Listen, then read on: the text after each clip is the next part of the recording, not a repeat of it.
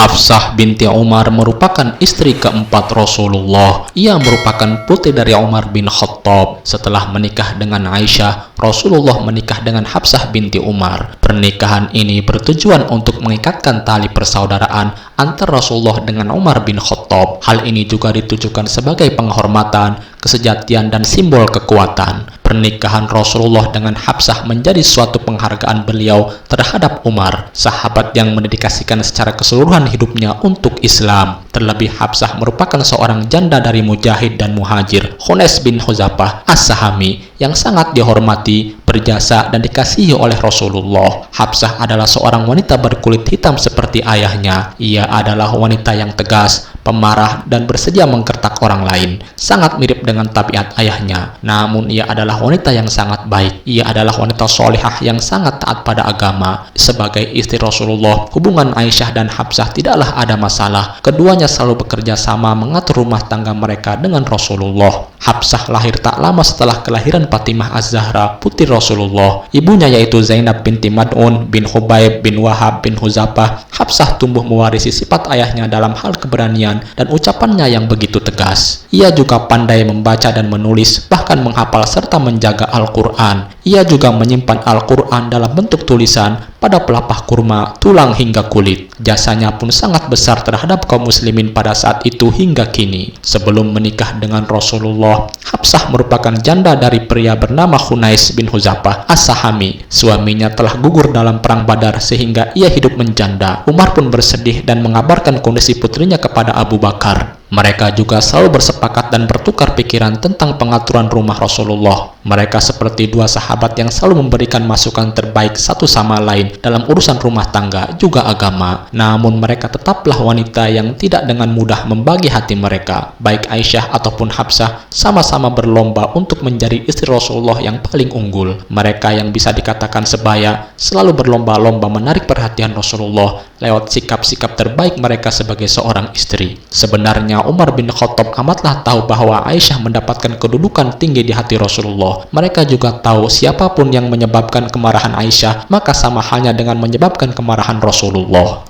Siapapun yang ridho terhadap Aisyah berarti ridho terhadap Rasulullah. Karena itu Rasulullah dan Hafsah kemudian menikah pada bulan Sya'ban tahun ketiga Hijriah. Semasa hidupnya, Hafsah merupakan seorang penghafal Al-Quran yang rajin berpuasa. Ia juga mengutamakan bangun malam dan melaksanakan ibadah sholat tahajud. Suatu ketika Rasulullah dan Hafsah pernah menghadapi situasi perceraian.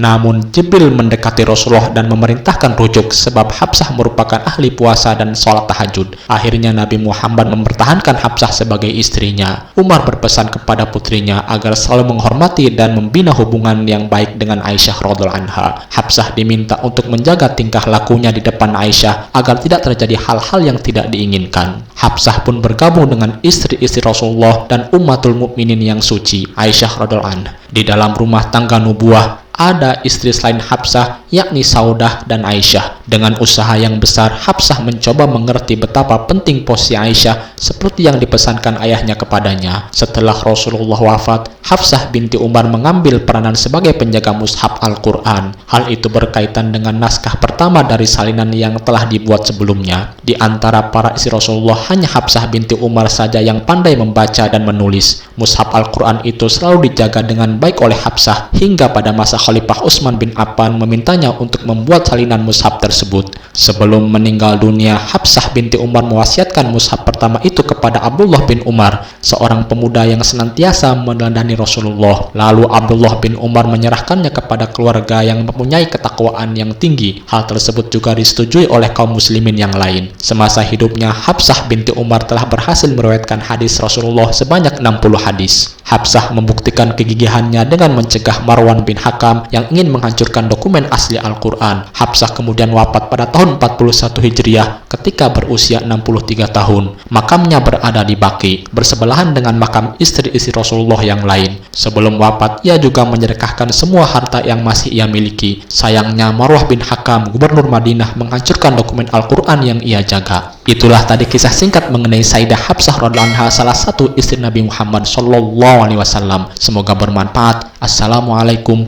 warahmatullahi wabarakatuh.